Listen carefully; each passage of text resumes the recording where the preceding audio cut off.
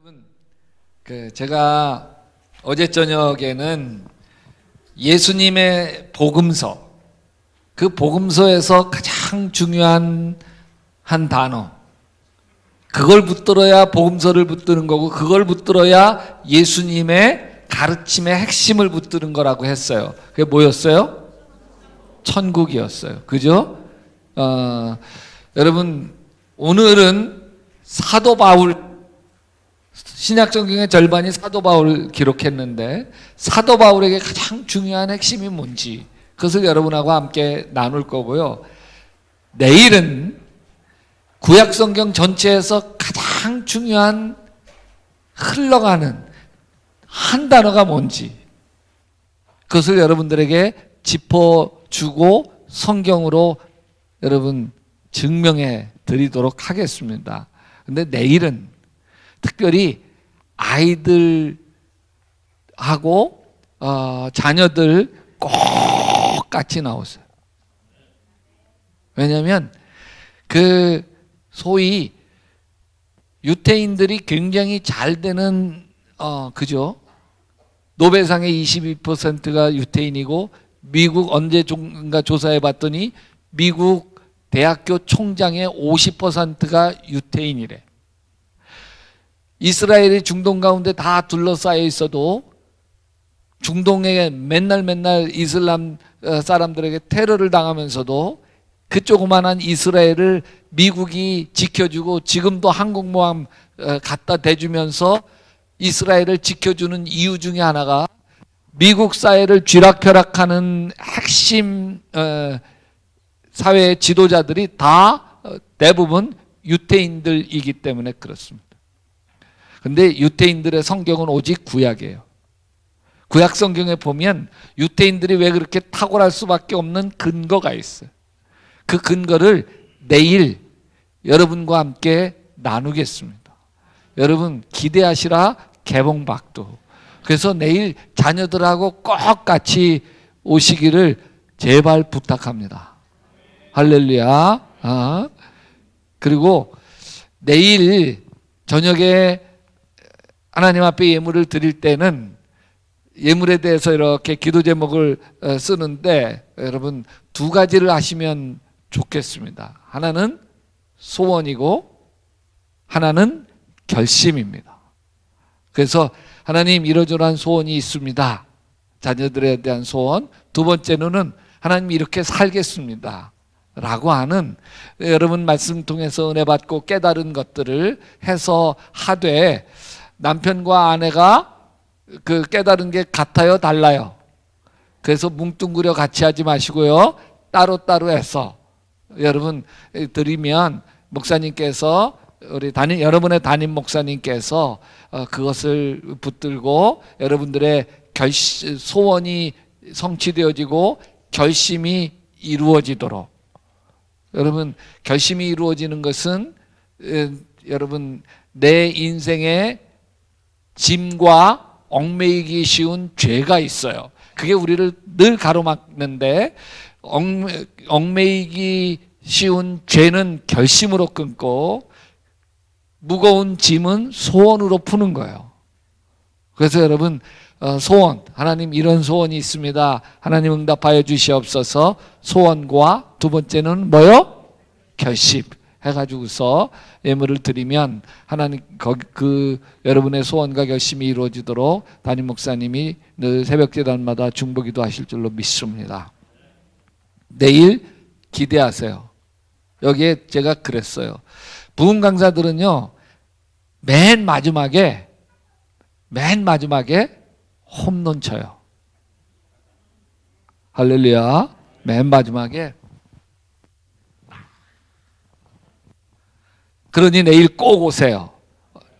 어떤 교회에서 제가 집회를 하면서 이와 같이 똑같이 이야기하고 맨 마지막 집회 끝나고 나가는데, 그 교회 여선교회 총회장님이셨는데, 목사님 홈런 맞아요. 홈런 맞아요. 네, 기대하세요.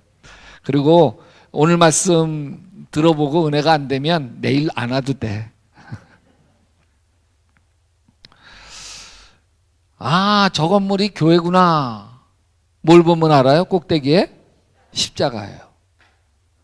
여기에도 가장 중요한 자리에 뭐가 붙어 있어요? 십자가가 붙어 있어요. 왜 십자가죠? 십자가 의미가 뭐죠? 여러분, 보통 십자가란 사람과 사람을 연결하고 하나님과 사람을 연결하는 거다 설명하기는 하는데 틀린 얘기는 아니지만 성경에 나와 있는 얘기 아니에요. 왜 십자가죠? 여러분, 십자가는 예수님이 거기에 달려 돌아가신 사형틀이기 때문에 십자가예요. 만약에 예수님이 인류의 죄를 대속하기 위해서 프랑스에서 단두대에 처형되었다고 하십시다. 그러면 여기 뭐가 걸려 있겠어요? 단두대 도끼나 걸려 있을 거예요. 예수님이 처형된 게 단두대니까 목 이렇게 들이밀면 도끼가 꽝 해서. 만약에 우리나라에서 예수님께서 활동하시다가 대속의 죽음을 처형됐다면 여러분 아마 올가미로 처형되었을 거예요. 그러면요, 여러분 지금 이 예배당 가운데 뭐가 걸려 있겠어요? 올감이 걸려 있겠어요. 그러면 찬송가 많이 바뀌어야 되는 거 아세요? 저기 갈보리산 올감이 걸렸으니, 그건 괜찮아요. 올감이 튼튼히 붙잡고 날마다 이기며 나가세, 이러면서 막 찬송가도 많이 바뀌었어야 했을 거예요.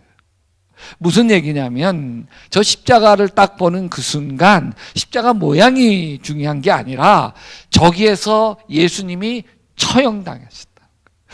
왜 예수님이 죽으셨을까? 예수님의 죽음과 나는 무슨 상관이 있나? 내 인생의 십자가는 무슨 의미일까?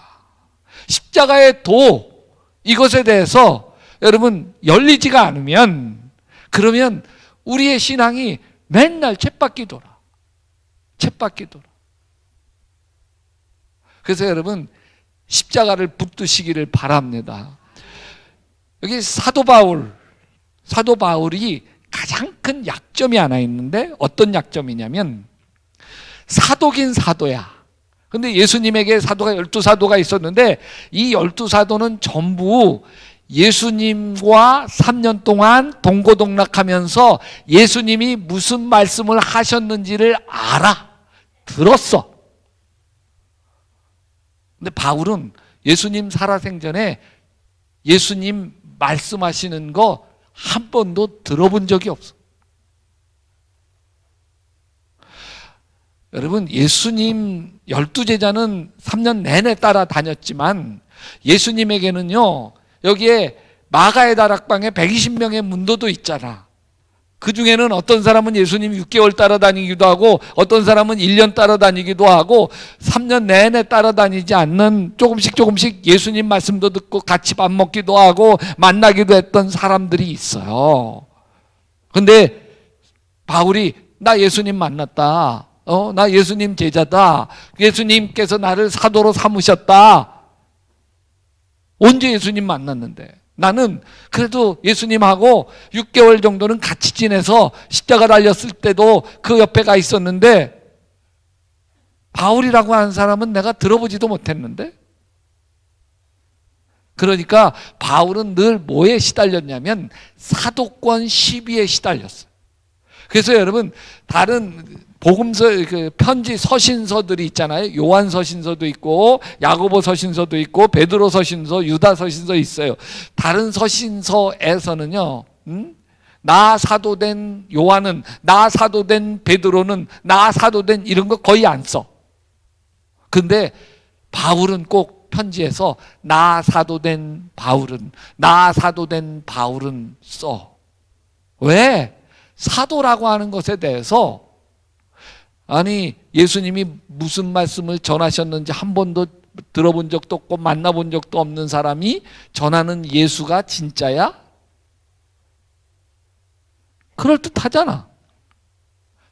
그래서요, 사도행전에 보면 내가 다메섹 가다가 예수님을, 부활하신 예수님을 직접 만났다. 라는 이야기를 사도행전 28장 가운데 3장이나 걸쳐서 3번이나 걸쳐서 자기가 예수님 만나서 사도된 이야기를 3번을 반복합니다. 사도행전 11장에도 그렇고 아그리빠 왕 앞에서도 그렇고 베스토 총독 앞에서도 그렇고. 왜? 나도 사도라는 거예요. 예수님으로부터 사도로 부름받았다는 거예요. 근데 여러분 마태, 마가, 누가, 요한복음에 보면 예수님이 하신 말씀이 요즘 성경에는 색이 달라. 빨간색이거나 파란색. 예수님이 직접 하신 말씀은 색이 달라. 지문은 검정색이지만. 그래서 여러분 빨간색으로 예수님이 직접 하신 말씀을 복음서 펼쳐보면 빨간색 투성이야. 예수님이 말씀하신 거 투성이야. 사도 바울 편지들을 보면 예수님이 하신 말씀이 거의 없어가지고 새까매. 기껏해야 가끔 성찬에 대한 몇 마디 하신 거, 기껏해야 가끔 받는 자보다 주는 자가 복되도다 주님이 하셨다. 이런 몇 마디 빼놓고는 다 새꺼매.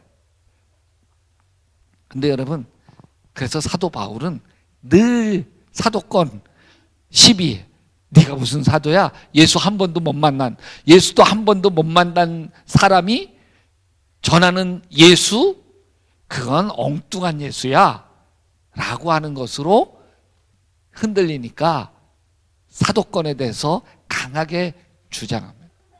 그런데 보세요. 근데 사도 바울이 확실한 게 있는데 십자가에 처형당하고 부활하신 예수 그리스도를 만난 체험이. 그래서 이 사도 바울에게 있어서 가장 중요한 것은 예수님이 하신 말씀이 아니라 예수님이 십자가에 죽으셨다가 부활하셨고 부활하신 그분이 나를 만나 주었다고 하는 기독교 복음의 핵심을 사도 바울 서신에 기록하고 있어요. 그래서 보면 다른 복음서에서는 십자가 얘기가 별로 안 나오지만 사도 바울의 서신서는 십자가에 대한 이야기가 아주 그득해. 십자가의 도가 멸망받을 자들에겐 미련한 것이로되 구원을 얻은 우리에게는 하나님의 능력이 됨이니라. 갈라디아서 2장 20절에 내가 그리스도와 함께 십자가에 못 박혔나니 그런즉 이제는 내가 아니요 내 안에 그리스도께서 사신 것이라. 그리고 그리스도 예수의 사람들은 육체와 함께 그 정욕과 탐심을 십자가에 못 박았느니라. 내가 십자가 외에 자랑할 것이 없나니 우리가 아직 죄인 되었을 때에 하나님께서 자기 아들을 십자가에 죽게 하심으로 하나님께서 우리를 얼마나 사랑하시는지를 나타내셨느니라. 그래서 바울 서신을 보면 십자가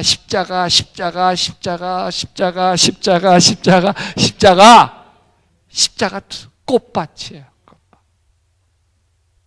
그래서 여러분 예수님 말씀을 통해서는 하나님 나라고요, 사도 바울 서신을 통해서는 십자가를 붙들어야, 그래야 구약과 신약 성경에 이 두 수레바퀴를 확실하게 붙들고 신앙생활하는 거예요. 자,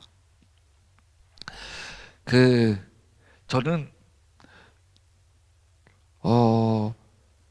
사도 바울처럼 다메섹에서 주님이 만나 주신 것처럼 창녕교회 빈 예배당에서 주님이 그 10년 동안 교회를 떠나고 있던 저에게 10년 만에 찾아오셔서, 그래서 10년 전에 거둬가셨던 방언도 다시 주시고 온갖 은혜를 다시 베풀어 주셔서 그 자리에 나는 은혜 받으러 간 것도 아니고 마누라 손 붙잡고 만지작거리다 오려고 했는데 그 자리가 주님이 나를 다메섹에서 만나주신 자리가 됐어요. 그래서 그 자리에서 교회 개척을 서원하고 6개월 뒤에 이웃사랑 교회를 개척해서 19년 목회하고 성전도 건축하고 그리고 약대교회 담임자로 부임받아서 15년째 목회하고 있습니다. 그런데 여러분 금방 부흥할 줄 알았던 거는 제가 공장생활 노동자들하고 같이 산다고 전태일평전 읽고 그리고 그 공장생활을 하다가 주물공장을 다녔는데 2년 다니던 중에 허리를 다쳤어. 그래서 이 절름절름 하고 아내하고 결혼하고도 신혼여행도 아내 등에 업혀서 신혼여행 갔다 왔어. 그러고 나서 밤마다 제 아내가 소금물 찜질로 허리 찜질 해주는 게 제 아내 일이었어. 그냥 허리가 아프니까. 근데 교회 개척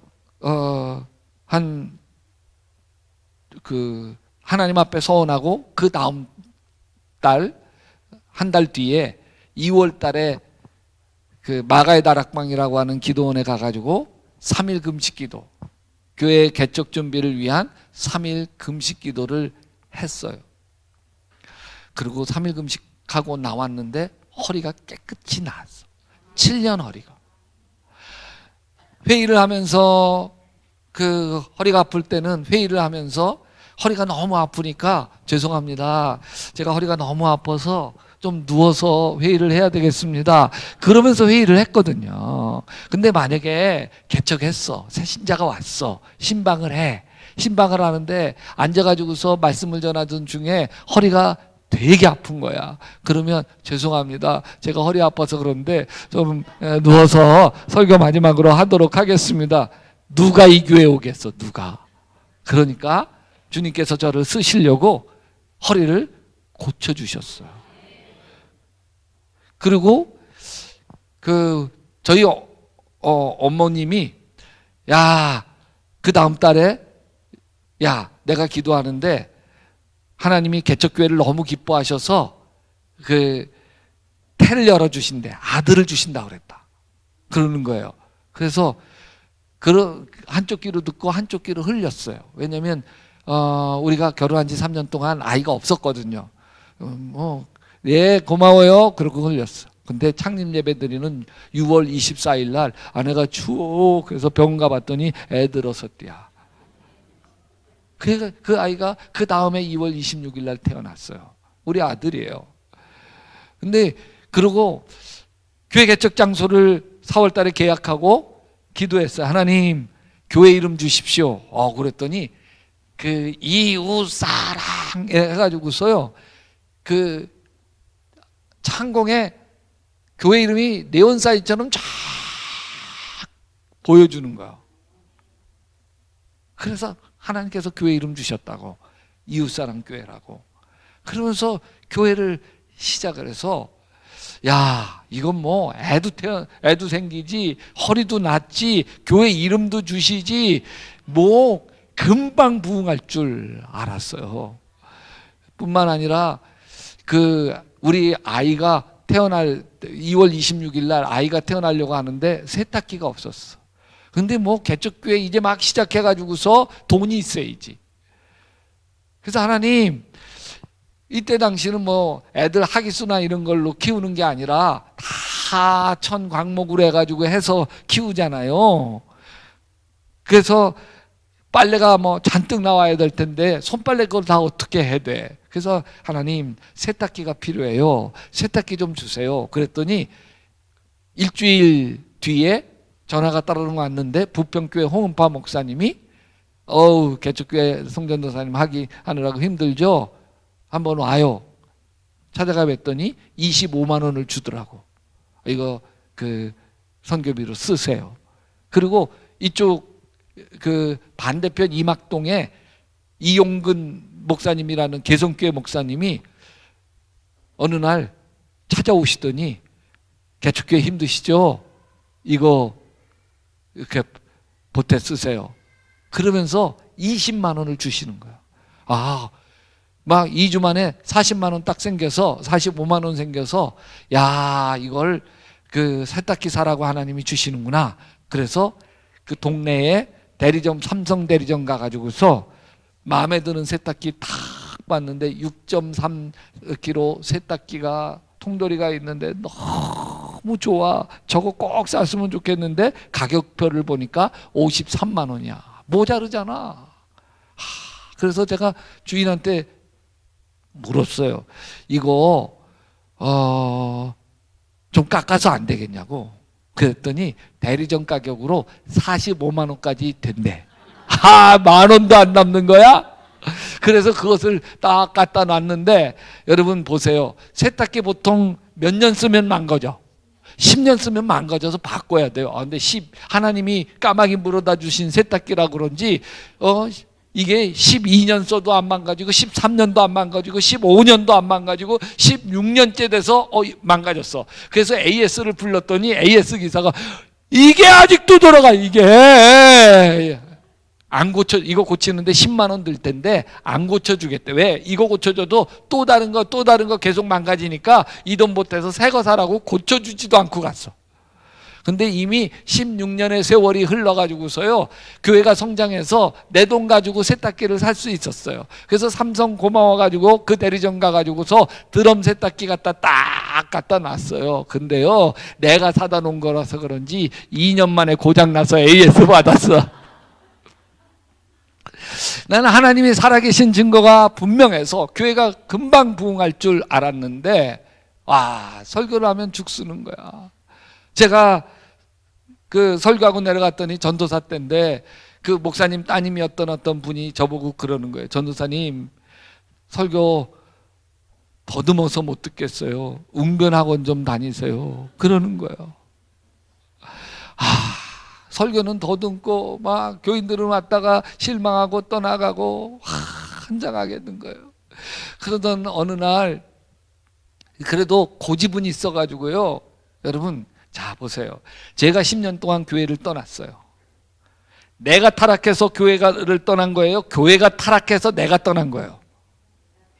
무슨 얘기를 그렇게 하세요?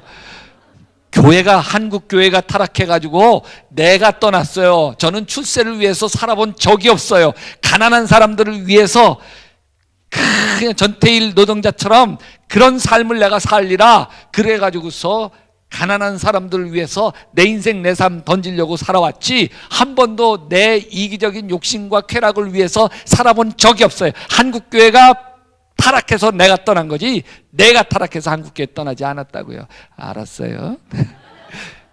근데 그래서 이제 그 한국교회 싸구려 부흥사들의 설교집이나 이런 것들은 참고도 안 했어. 오직 성경하고 성구 사진만 가지고 하나님께서 직통계시 주시는 것으로 설교 준비하고 성경만 연구하고 해가지고서 성구 사전하고만 가지고 설교를 준비했는데, 어느 날 아무리 짜를 내도 성경과 이거 아무리 묵상하고 아무리 머리를 주어짜도 이게 성경 본문하고 제목만 나오지 1, 2, 3가 안 나오는 거야. 그거 앓다 보니까 벌써 주일날 11시 예배에 대배 시간이 됐어. 그래도 내가 신방 설교할 때 포스트잇으로 성경에다가 붙여놓은 거, 그래서 1, 2, 3 대지를 이렇게 메모해 놓은 것들 있으니까 그것 중에 하나를 우려 먹어야지. 그리고 시간 돼가지고 설교가 준비가 안 돼 있으니까, 그리고 성경책 끼고 딱 들어갔는데 그냥 한 10명 앉아 있어야 되거든. 어디서 왔는지 한 70명이 꽉 차 앉아 있는 거야. 여기에 부평 관광호텔 결혼 예식장이 있는데 그 결혼 예식장에 예식하러 왔다가 주일이어서 그 바로 옆에 있는 교회이니까 자리를 채웠나? 아니, 원래면 설교 준비 잘 돼 있을 때 와야지. 설교 준비 하나도 안 돼 있는데 이렇게 와 있으면 어떡하지? 그러면서 이제 또박또박 들어가 가지고 그래도 내가 포스트잇 붙여놓은 게 있으니까, 그래서 여러분 찬송합시다. 그리고 묵도하고 찬송하고 예배를 다 시작해가지고서 성경을 딱 폈는 읽으려고 본문을 딱 포스트잇 있는데 찾아가지고서 본문 읽으려고 딱 성경을 펴보니까 내 성경이 아니야. 다른 사람 성경을 가져온 거야. 그래도 어떻게 포스트잇 하나도 없어요. 그래도 요한복음 15장 주로 했었으니까 기억을 더듬어서 여러분 요한복음 15장입니다. 그러고 성경을 딱 폈는데 한글 성경이 아니라 중국어 성경이야. 와, 그래가지고서 이거 어떡하지? 지금 잠깐 기다리세요. 그러고 집에 갔다 올 수도 없고 땀 뻘뻘 흘리고 있는데 여기저기서 웅성웅성 하면서 뭐 이딴 교회가 다 있나? 그러면서 사람들이 떠나가는 거야. 왜 그래? 깨보니까 꿈이야. 할렐루야! 꿈인 게 감사합니다. 망신 안 당하고 꿈인 게 너무너무 감사합니다. 야, 설교에 대해서 이렇게 가위 눌리는 꿈도 꾸고, 그걸요, 여러분 제가요 한 달 동안 이런 똑같은 꿈을 3번 꿨고요, 3번째는요 내 꿈속에서 그러더라고요. 이건 지난번처럼 꿈일 거야. 그러고 계속 교회 월세는 올려달라고 그러고 애는 하나둘씩 태어나고, 야, 어떡하지? 근데 미자리 교회는 면하지 못해요. 근데 목사 안수를 받게 됐는데 목사 안수 받고 나서도 여기저기 교회에 보조받는 게 창피하더라고. 그래서 전도사여서 보조했던 교회에다가 지금까지 보조해 주셔서 감사합니다. 이젠 그만 받겠습니다. 편지를 쓰고, 그러고 나서 어떡하지? 근데 막 그 스트레스에 이게 새벽 기도 하려고 하면 이 위가 콕콕 쑤셔. 그래서 이제 위장병 생기는 거지. 그것 때문에 막 스트레스 받아서. 그러면서 목사 안수를 받을 때, 목사 안수 받고 부목사로 오면 가면 좋겠는데, 여러분 생각해 보세요. 장로님, 신학교 다니다 데모해가지고 신학교 제적됐어요. 서대문 형무소 가가지고 8개월 감옥 살다 나왔어. 노동운동하고 한다고 공장 들어갔다 허리를 다쳐서 산업선교에서 일하다가 교회를 개척했는데 그 개척교회에 실패했어. 여기 부목사 서류로 오면 여러분 받아주겠어요? 대한민국 어디에도 나를 부목사로 받아줄 교회가 없어. 단 한 교회도 없는 거야. 이 개척한 이 교회에 주님을 향한 내 사랑과 내 헌신과 하나님 사명과 소명과 그 모든 것들이 다 여기에 있는데 이 교회가 안 되는 거야. 피 말라 죽겠더라고. 어디 갈 데도 없고 내 이력 가지고. 그래서 결심했어. 피 말라 죽으나 금식하다 죽으나 죽는 건 마찬가지야. 여러분 어떡하겠어요? 피 말라 죽을래요? 금식하다 죽을래요? 금식하기로 했어. 그래서 목사 안수 앞두고 장기 금식을 했습니다. 그래서 체중이 어디까지 내려갔냐면 43kg. 여성들이 부러워하는 체중 43kg. 목사 안수 받으러 갈 때 이렇게 하면서 그때 오직 갈라디아서 2장 20절 말씀만 외우고 묵상하면서 금식을 했어. 내가 그리스도와 함께 십자가에 못 박혔나니 그런즉 이제는 내가 산 것이 아니요 내 안에 그리스도께서 사신 것이라. 이제 내가 육체 가운데 사는 것은 나를 사랑하사 나를 위하여 자기 자신을 버리신 하나님의 아들을 믿는 믿음 안에서 사는 것이니라. 이 말씀만 외우고 또 암송하고 묵상하고 걸으면서도 이 말씀은 내가 그리스도와 함께 십자가에 못 박혔나니 나 죽었습니다. 내 고집도 죽었습니다. 내 혈기 죽었습니다. 나 죽었습니다. 그러면서 그 금식을 했는데 금식 딱 끝나는 날 한혜신 집사라고 하는 분이 꽃꽂이 하러 왔는데 한혜신 집사님이 그러는 거야. 목사님 금식하는 중에 중간에 그 꿈을 꾸는데 목사님이 진짜 죽어서 막 엉엉 울며 우리 목사님 돌아가셨다고 금식하다 돌아가셨다고 울고 깼대. 그래서 자기 시어머님이 기도 많이 하는 시어머니인데 다른 교회 다니고 그 시어머니한테 물었대. 큰일 났다고 금식하다 우리 목사님 돌아가시는 거 아니냐고 불안해 죽겠다고. 그러니까 그 권사님이 너희 목사님 하나님이 쓰시겠구나. 그래서 안심했대. 그런데 일주일 뒤에 장모님을 만났는데 저희 장모님도 기도 많이 하는 권사님이신데 그 장모님이 제가 죽는 꿈 꿨는데 애 내두고 이게 사위가 죽으면 누구만 불쌍해? 딸만 불쌍해가지고 제 금식 마치는 3일을 이분도 금식하면서 우리 사위 죽지 않게 해달라고. 나는 죽게 해달라고 기도하고 있는데 그래서 너 사위 죽는 꿈 꿨어요. 근데 내 동생도 이제 신학교 후배인데 동생도 그러더라고요. 형님이 금식할 때 형님 죽는 꿈 꿨습니다.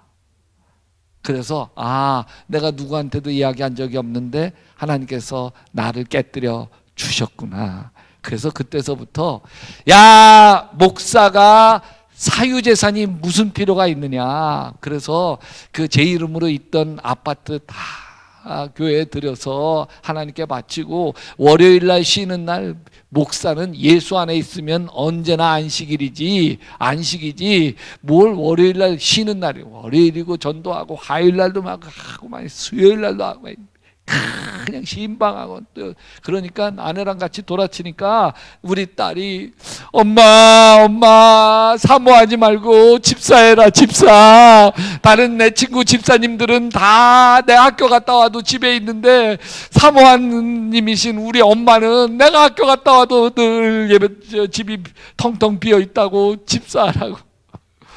그러면서 했더니 교회가 부흥하기 시작하는 거.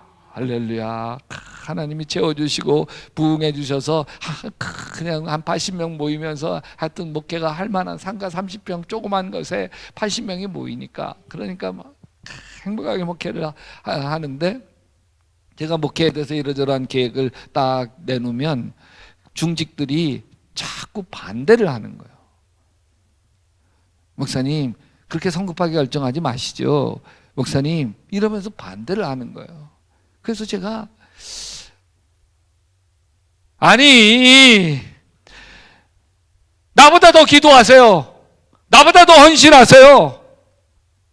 아니 목사가 기도하고 목회 계획을 이렇게 저렇게 하겠다고 내놓으면 아멘하고 순종하고 따르고 협력하고 할 일이지 매사 이렇게 시시껄껄 시비 붙고 딴지 붙이면 나보고 목회 하라는 거예요 말라는 거예요?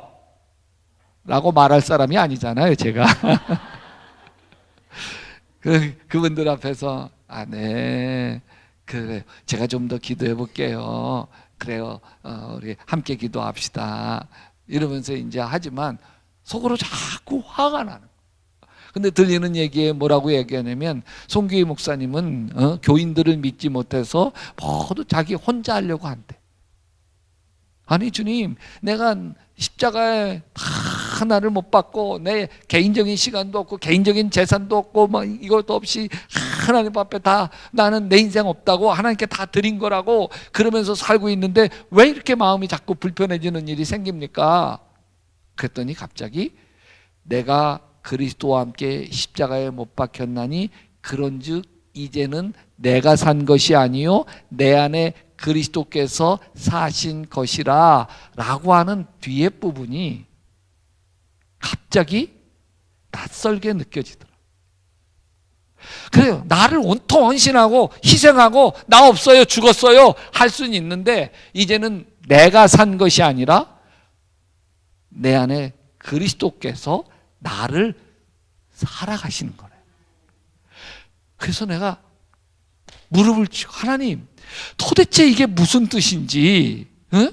이게 무슨 의미인지, 이렇게 사는 게 어떤 것인지 내가 그 경지를 좀 경험하게 도와 주시옵소서. 도전하기 시작을 했어요. 여러분, 이제는 내가 산 것이 아니라 내 안에 그리스도께서 사신 것이라, 이게 되기 위해서 가장 첫 번째 단계가 있어요. 그것은 예수를 영접해야 됩니다. 예수를 영접하지 않으면 예수님이 내 안에 사는지 못 사는지. 예수님 영접하셨습니까? 자, 그러면 예수님이 어디 계세요? 여기? 어디 계세요? 여기? 예수님 여기 계세요? 진짜? 여기 계세요? 근데 왜 이렇게 불안해하세요? 예수님이 여기 계신데. 예수님 여기 계세요? 근데 왜 이렇게 승질내? 예수님 여기 계신데. 여러분, 우리가 다 예수님 여기 있다. 다시 한번 합시다. 고백합시다. 손바닥으로 시작. 예수님 여기 계십니다. 아멘. 근데 자 보세요. 예수님이 여기 계신다고 이야기하지만 여기 계신 예수님이 경험됐어요? 느껴지시냐고요? 왜 경험도 안 되고 느껴지지도 않을까? 그 이유는 분명해요. 예수님이 여기 계시기는 계시는데 손님이야. 손님이에요. 제가 전도사 때 태화산 기도원에 이제 기도하러 갔어요.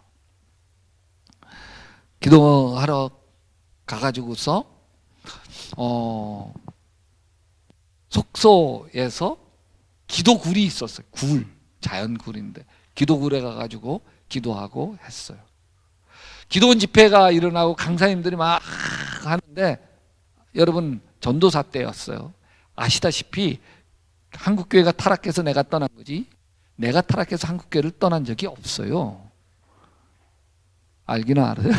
그래서 그 기도원의 싸구려 집회들 이야기하시는 사람들 설교를 들을 이유도 들을 필요도 없이 나만 하나님과 직접 교제하고 하기 위해서 그냥 식사하고 기도굴에 가서 기도하고 하는 것들을 하는데, 아침에 성경책 끼고 딱 가려고 하는데 기도원 강사가 그 주여 삼창하면서 쥐야 기도시키더라고요.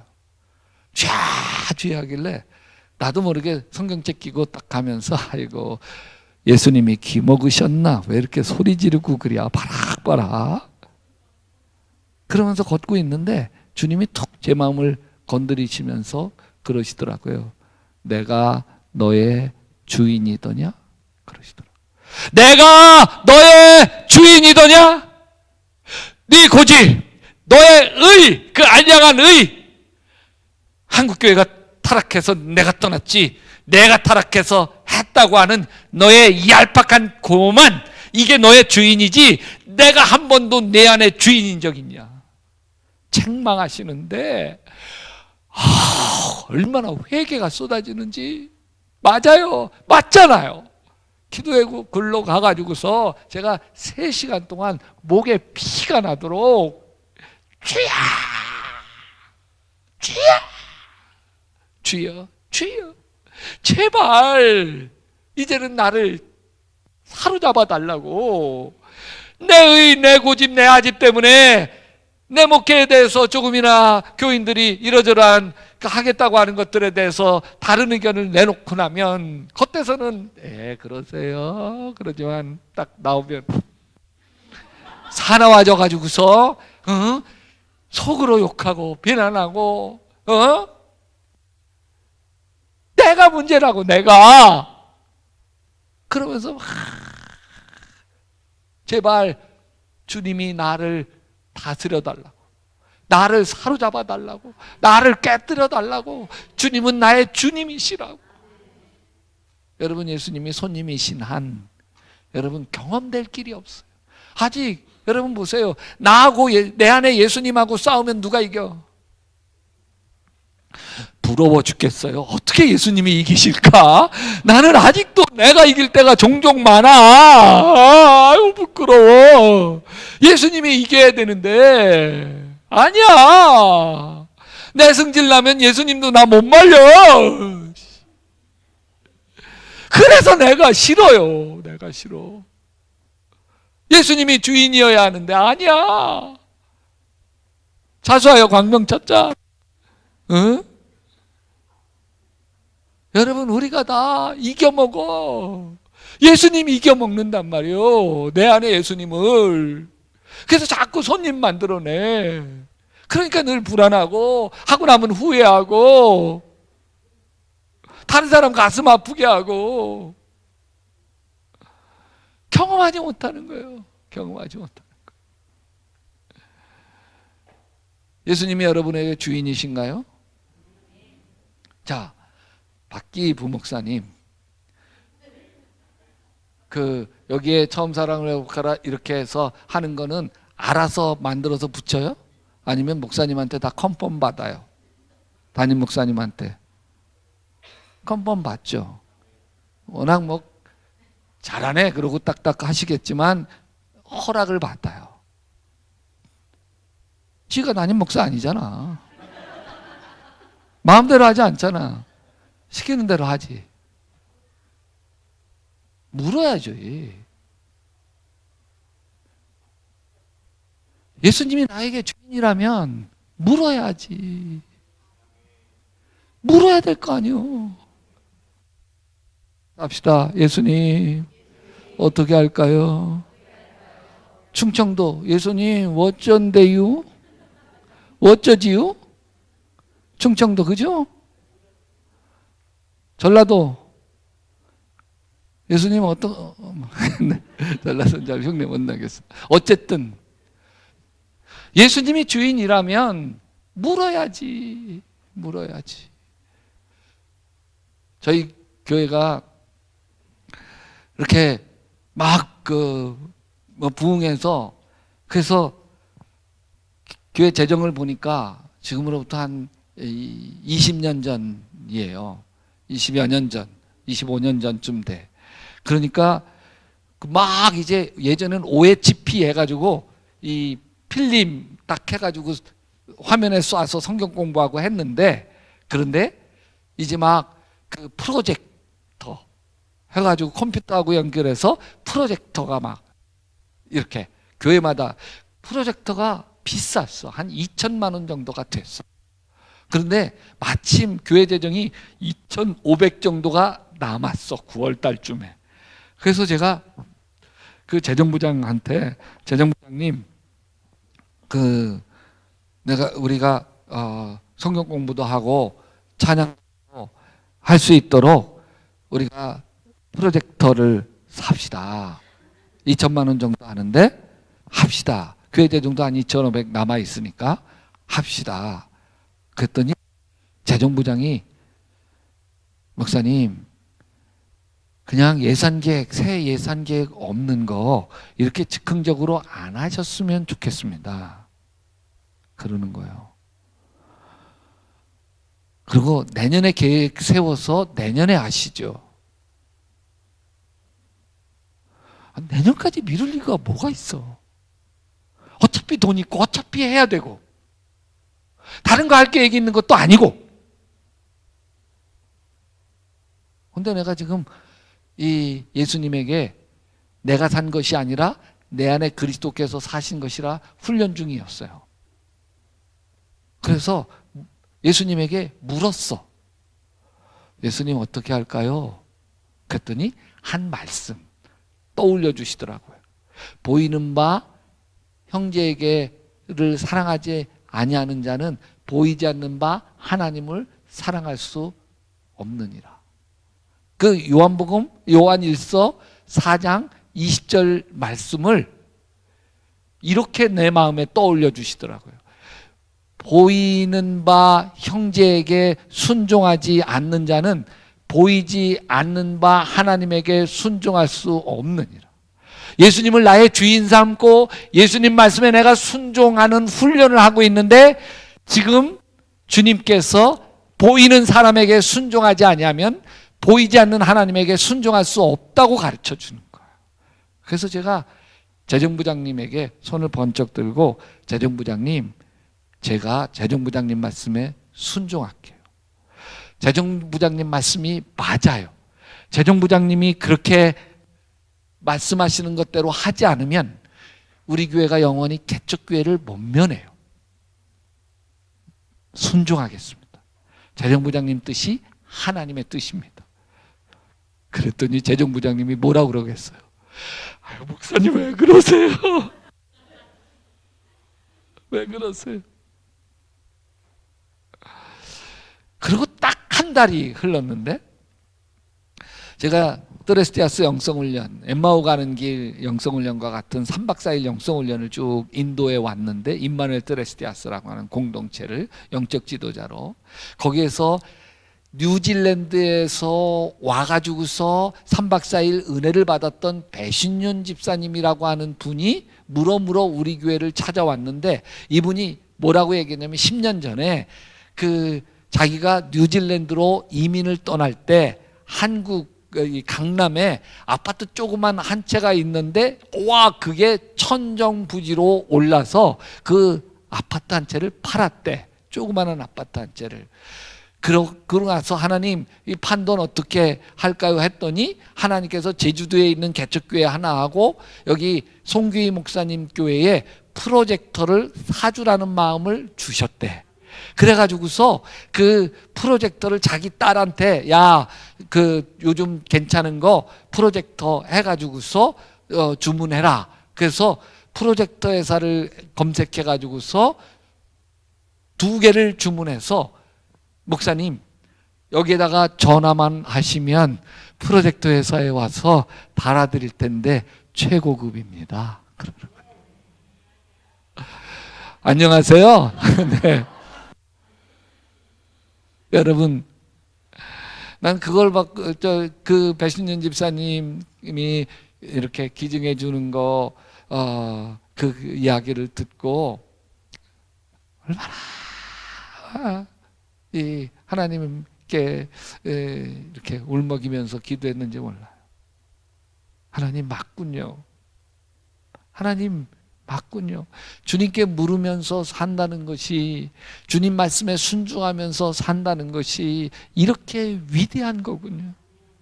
만약에 그 개척교회 이렇게 부흥시키고 있는 담임 목사가 재정부장 설득해가지고 프로젝터를, 이미 돈도 있고 다 있으니까 딱 달아놨어. 근데 배신윤 집사님이라는 분이 프로젝터 다 해가지고 우리 교회에 전화만 갖다 여기 하면 와서 달아준다고 하는 명함을 딱 건네줄 때 와서, 이상하다, 하나님께서 여기 달아주라고 했었는데 이미 달렸네. 내 고집이 단 거죠. 내 아집이 단 거예요. 얼마나 무릎을 치며 후회했을까. 내가. 여러분, 예수님께 묻는 것을 멈추지 마세요. 어떤 일이든 예수님 어떻게 할까요? 물으세요.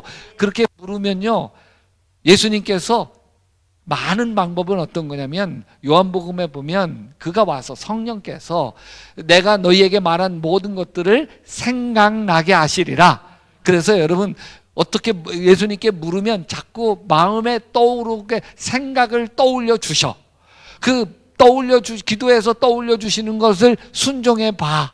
그러면 하나님의 놀라운 역사가 일어나기 시작하는 거예요. 여러분, 제가 남아공에 저희 장로님 한 가정이 5천만 원을 도네이션 하셔서 흑인 교회 지어주기로 했어요. 성전을 봉헌하기로 했어요. 그래서 성전 다 짓고 나서 그분하고 선교 여행을 같이 갔어요. 부부가.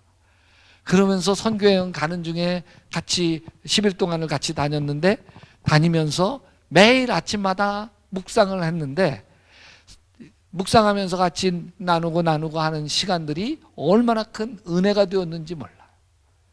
어느 날 아침에 일어나서 그 묵상을 하려고 가는데, 내 아내가 치약을 짜가지고 칫솔에다가 치약을 짜가지고 와서 여보 이빨 닦아 그러는 거예요. 그래서 아 여보 내가 아침밥 먹고 이빨 닦을게. 여보 묵상하는데 입에서 냄새가 나. 그래서 아 나도 그럴 거 생각해 가지고서 그 물을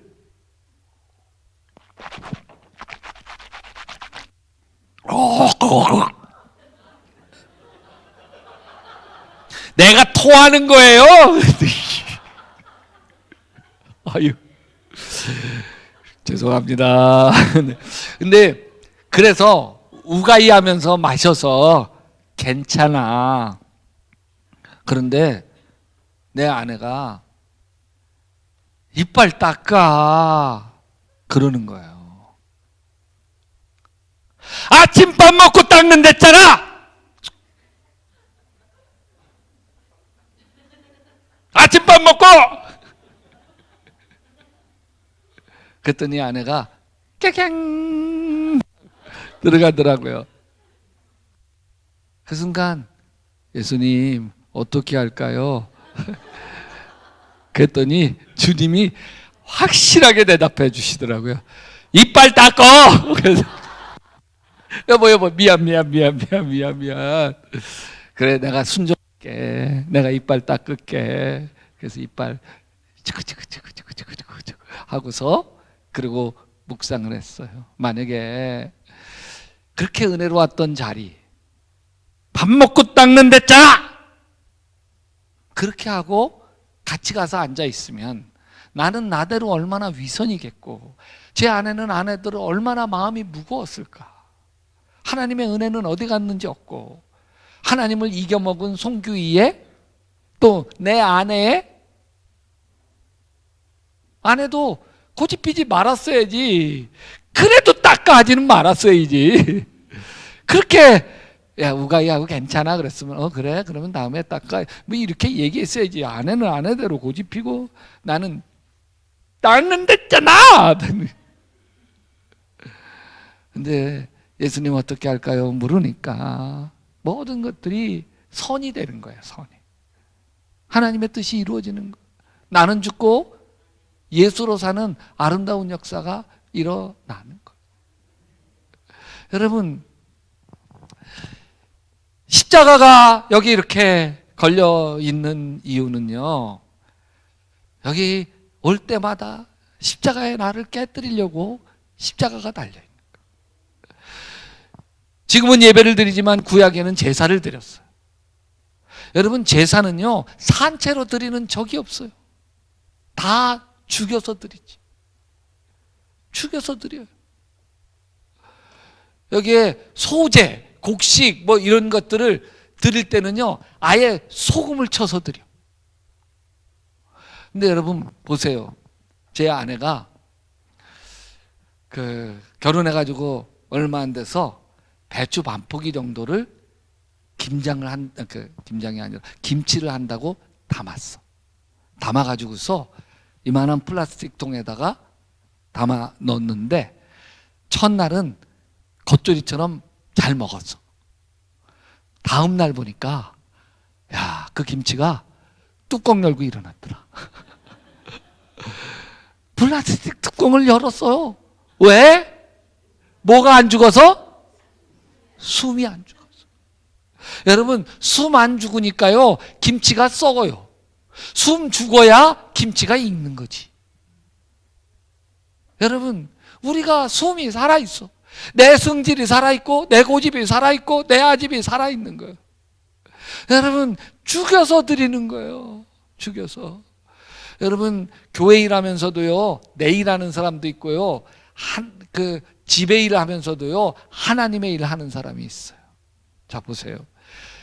예수님이 십자가에 순환 예고를 하시니까 베드로가 아니 됩니다. 예수님이 절대로 죽으시면 아니 됩니다. 그러니까 예수님이 사단아 물러가라. 내가 하나님의 일은 생각하지 아니하고 사람의 일만 생각하는도다. 예수님이 십자가에 달리시는 것, 죽는 것은 하나님의 일이고요. 예수님이 죽지 않는 것은 사람의 일이에요. 자, 우리가 무엇을 하든지 나를 깨뜨려 가는 것은 다 하나님의 일이에요. 그런데요, 교회 일하더라도 내 성질 살아있고 그러면 사람의 일이지 하나님의 일 아니에요. 저희 아버님이 충청도 양반이에요. 우리 아버님이 절대로 설거지 안 하시는 분이에요. 남자가 이러면서 설거지 물 묻히면 안 된다고 그러면서 안 하시는 분이신데, 그게 40년 만에 여기 영성훈련 3박 4일 갔다 오시더니 맨 먼저 집에 가셔서 하신 게 설거지였어요. 설거지. 안 하던 설거지, 자기의 얄팍한 자존심 깨뜨리고 설거지 하셨어요. 우리 어머님이 그거 보시면서 우시더라고요. 하나님의 은혜가 고마워서. 설거지가 무슨 하나님의 일이에요? 그냥 설거지인데 그 설거지에 우리 아버님의 얄팍한 자존심을 깨뜨리니까 아버님이 깨지는 거 보니까 어머님이 하나님 은혜 고마워서 우시더라고요. 집안일 하면서도 하나님이란 거예요. 나를 깨뜨리. 교회 일 하면서도요, 선교회장이라고 또 뭐라고 이렇게 자기 주장하고 자기 고집 내세우고 이러면요, 하나님의 일 아니에요. 우리 교회에 권사님 한 분이 오셨는데 작은 교회에 그냥 청소하고 쓸고 봉사하고 새벽기도하고 막 얼마나, 거기는 아예 교회 치료 가지고 언제든지 드나들게 하셨어. 근데 어느 날 그 제가 여기 조금 예배당 안쪽에 쪽방에서 그 목양실 삼아서 설교 준비하고 있는데 와, 이분이 교회 청소하는 거예요. 그렇게 청소하다가 와, 여기에 그 개척교회가 애들이 많았어요. 그래서 여기에 아이들이 막 떠들고 이러니까 엄마가 요구르트 이런 거 갖다가 먹이다가 그러다가 애들이 그 앞에다 놓으면 저질해가지고 떨어뜨리니까 의자 밑에다가 이렇게 해놨어요. 근데 뭐 바쁘게 간다 보니까 애들 가져왔던 과자 봉지 뭐 이런 거 놓고 가죠. 이분이 청소를 하면서 과자 봉지 이런 거 만나니까 아우, 요즘 젊은 것들은 성전 귀한지 모르고 지네 집 안방이야. 왜 이렇게 애새끼들 데리고 왔으면 막 온갖 불병을 하는 거야. 그러다가 이제 밑에다가 요구르트 병 갖다 놓은지 모르고서 안 보이니까 빗자루 이렇게 질하다가 그게 쓰러졌네. 쓰러진 것들 모르고 그냥 청소를 쭉 했네. 청소를 하면서 집은 냄새가 희한해. 단냄새가 나. 그러다가 발자국 쪽 할 때마다 쩍쩍 붓기 시작을 하는 거야. 와, 어디서 보니까 저 요구르트 병이 나동들어가지고 거기 흘려가지고 그러는 거야. 그러니까 아유, 속 터져. 요즘 젊은 것들은 아주 버리장머리를 단장 꽂혀 이러면서 청소를 하고 있는, 온갖 성질을 다 부리면서 그만해! 청소 그들 성질 내려면 그만해. 성질 부리라고 교회 청소해. 내가 또 그럴 사람은 아니어서 이래야죠. 하나님 정말 제가 이 성전 딱 짓고 쓸고 닦지만 주님은 내 마음 쓸고 닦아주세요. 금방 주님께 예배하고 찬양한다고 하면서도 어느새 성전 들어오지듯 제 마음이 때가 묻고 제 성질, 제 고집으로 또다시 그렇게 되네요. 주님, 나를 불쌍히 여겨 주시옵소서. 여러분, 십자가의 도, 멸망받을 자들에겐 미련한 것이로되 구원을 얻은 우리에게는 하나님의 능력이 되어지는 십자가의 도. 여러분에게 마지막으로 말씀을 드리면, 자, 십자가의 도란, 예수님이 당신을 죽여서 우리를 살렸잖아요. 그런 것처럼 우리도 나를 죽여서 남을 살리는 길을 걸어가는 것, 그게 십자가의 도예요. 따라서 합시다. 나는 죽고 예수로 살자. 내가 죽으면 내 안에 예수가 나와. 주님께서 내 안에 계시니까 내 이 그릇, 이거 섀도우라고 하는데 내 안에 있는 옛사람을 벗어내고 내 안에 있는 예수를 등경 위에 두어서 우리는 다 세상의 빛이 될 필요가 있는 게 아니에요. 너희는 세상의 빛이 되라. 아니에요. 너희는 세상의 빛이라. 성경은 빛이라는 거예요, 우리가. 이미. 그래서 나를 깨뜨리기만 하면 빛이신 예수님께서 내 안에서, 그래서 여러분의 얼굴이 해처럼 빛나는 거예요. 여기 보니까요, 남자들이 죽은 것 같아. 남편들이 성질도 죽고 고함도 죽고 죽은 것 같아. 남편들이 죽으니까요, 여기 보세요. 아내 얼굴이 해처럼 빛나. 어? 자, 남편들의 고집도 살고 성질도 살아있으면요, 아내들의 얼굴이요, 화장했어도요, 들떠. 여러분, 남편이 죽으면 아내가 살아. 아내가.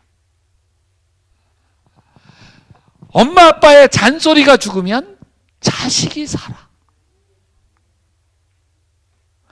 시어머니의 도끼가 죽으면 여기는 그런 교인들 없겠지만 우리 교인 중에는 며느리를 얻었는데 교회를 안 다니는 며느리를 얻었어. 근데 시어머니가 엄격해. 너 시집 올 때 예수 믿기로 하고 왔지. 주일날마다 와야 돼. 3년 있다 애 낳고 나니까 목사님도 좋고 다 좋은데 안 되겠대. 왜 안 되냐? 그랬더니 목사님, 저는 약대교회 올 때마다요 가슴이 벌렁벌렁해요. 왜? 시댁 오는 것 같아요. 시댁 오는 것 같아요. 나는 이 교회에 시어머니들이 다 친정어머니 같은 시어머니들만 있는 줄로 믿습니다. 예수 믿는 사람은 그런 거야지. 근데 시어머니가 죽으면 며느리가 살아. 신앙이 살고 기쁨이 살고 은혜가 살고. 시어머니가 살면, 여러분, 나는 이 교회가, 보세요, 이 교회가 살아있는 이유가 있어요. 여기에 담임 목사님이 여러분을 위해서 죽었.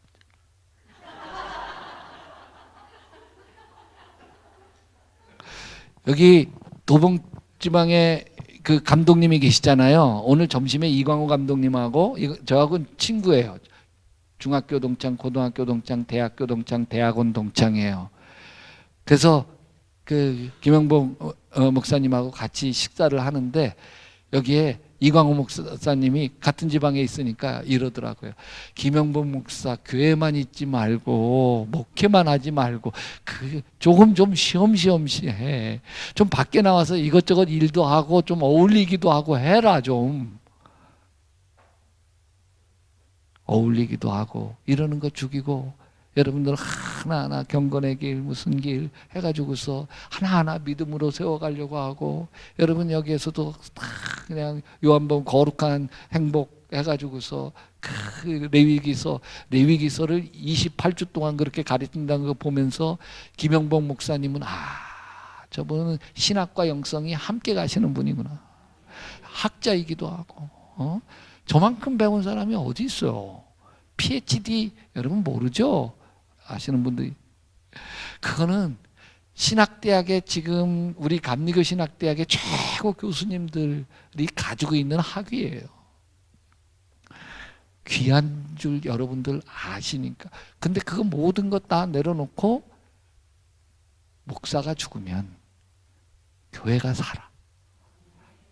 나는 코로나 때 보니까 여기 정말 우리는 코로나 전에 그 모이던 인원수에 지금 한 200명, 250명이 덜 와. 근데 여기는 거의 비슷하대. 적게 오긴 하는데 상당히 한 90% 뭐.